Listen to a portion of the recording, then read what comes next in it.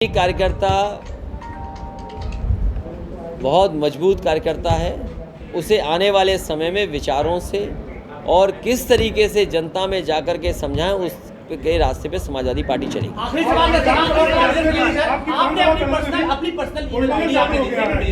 अपनी personal email ID आपने sir दी थी, बहुत सारे मेल्स भी आपको मिले होंगे सर, तो उस ईमेल आईडी में क्या कुछ ऐसे सुझाव आए हैं जिसको इम्प्लीमेंट करने की कोशिश आप करेंगे सर? जो सुझाव है वो हमारे पास है। लोकसभा क्षेत्र में और केरल विधानसभा में भी बुलडोजर चालू हो गया। ये बुलडोजर संस्कृति से एक दिन बुलडोजर न जाने कहाँ पहुँच जाएगा। कहीं ऐसा तो नहीं सरकार की तरफ मुड़ जाए ये बुलडोजर, क्योंकि कुछ न कुछ कानून तो मानोगे। आज बीबीसी का कल मैंने कार्टून देखा, न्यायमूर्ति हटा करके बुलडोजर लग गया है। क्या बुलडोजर न्याय देगा? और आखिरकार बुलडोजर वहाँ क्यों नहीं चल रहा है जहाँ पर बलात्कार की घटना हो रही, बैंक डकैती हो रही? ये बताएं कि बैंक से लॉकर में से चोरी हो गई, अब ये सरकार बताए बुलडोजर किस पे चलाएगी?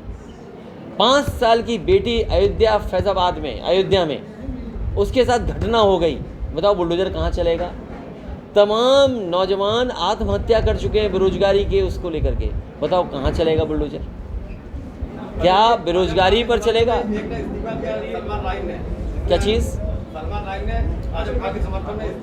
ये जो बातें आज हो रही है 2 महीने पहले क्यों नहीं हुई?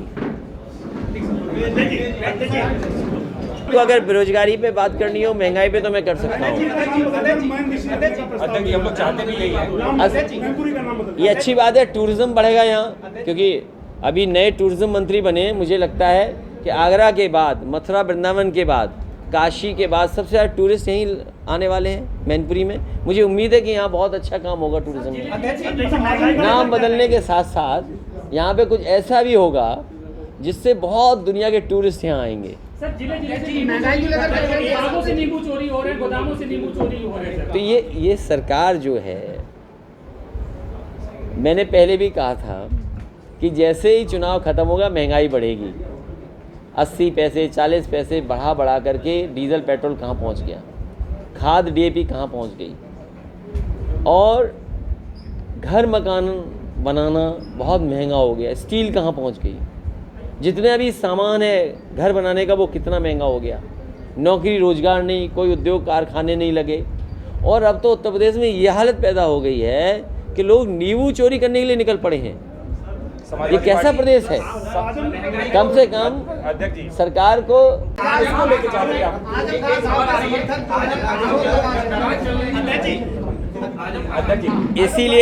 इसीलिए मैं कोई ऐसे ये प्रेस कॉन्फ्रेंस मैंने नहीं बुलाई थी, क्योंकि आप लोग इतनी बड़ी संख्या में दिखे, इसलिए मैंने कहा कम से कम आपसे नमस्कार कर लूँ।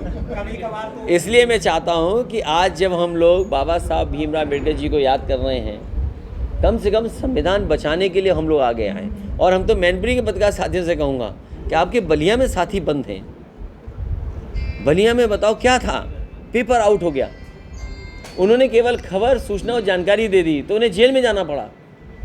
सुनने में आया कि पेपर आउट वाला अभी भी गिरफ्तार नहीं हुआ। ये सरकार में पहली बार पेपर आउट नहीं हुआ है। न जाने कितनी परीक्षाएं रद्द हो चुकी हैं इस तरीके से। ये सरकार नौजवानों के भविष्य से खिलवाड़ कर रही है, और मैं नौजवानों से कहना चाहता हूँ, ये सरकार नौकरी और रोजगार देने वाली नहीं है। केवल आपको विज्ञापन पढ़ने को मिलेगा सुबह से अखबारों में कि आपको रोजगार और नौकरी मिल गई।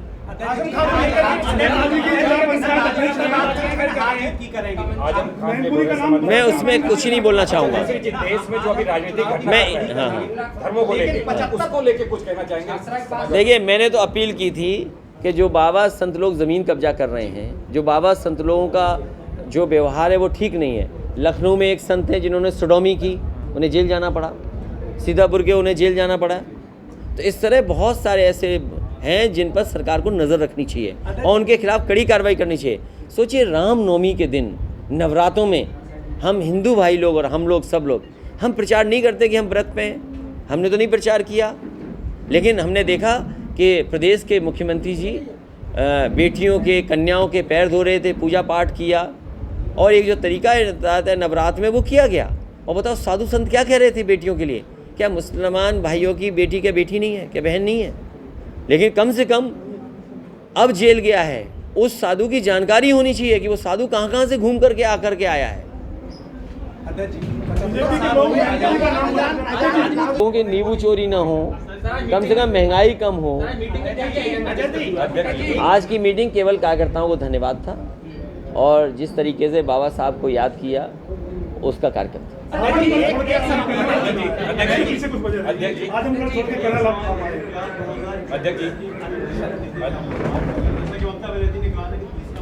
अभी बहुत जल्दी है, उस बारे में कुछ नहीं कह सकते, बहुत जल्दी है इस समय। समाजवादियों के ऊपर चाचा को लेकर क्या कहें? चाचा की चर्चा बड़ी तेजी से है भाजपा के लिए। मुझे कोई जानकारी नहीं है उसके बारे में, कोई जानकारी नहीं है। मैं नहीं, इसलिए मैं बधाई देता हूँ आपको। बीजेपी के लोगों को कम से कम परिवारवाद तो खत्म कर रहे हैं। ये अपना चैनल चलाने के लिए खबर मत बनाओ भाई, अगर चैनल नहीं चलता तो दूसरी खबर बनाओगे।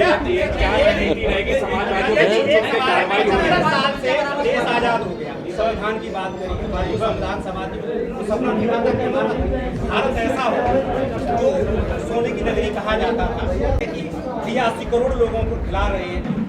आपने बेरोजगारी की बात करी, लेकिन कहाँ कमी रह गई जिसकी वजह से जनता ने आपको आशीर्वाद नहीं दिया? नहीं, उस पर ये जो हमारे साथी हैं चुनाव की समीक्षा पे सवाल पूछ रहे हैं, तो अभी मैंने कोई समीक्षा नहीं की है।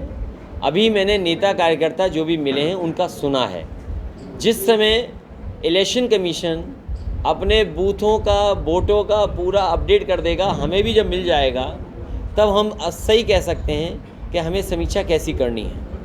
लेकिन मुझे खुशी है इस बात की कि हर वर्ग ने हमें मतदान किया और जिस तरीके से समाजवादियों ने नारा दिया था कि समाजवादी और अम्बेडकरवादी और जो काशीराम जी के रास्ते पे चले माननीय काशीराम जी के, उन तमाम सहयोगी समर्थकों ने हमारी मदद की है, तभी इतना परसेंटेज वोट बढ़ा है। हमें हर वर्ग ने इस चुनाव में मदद की है।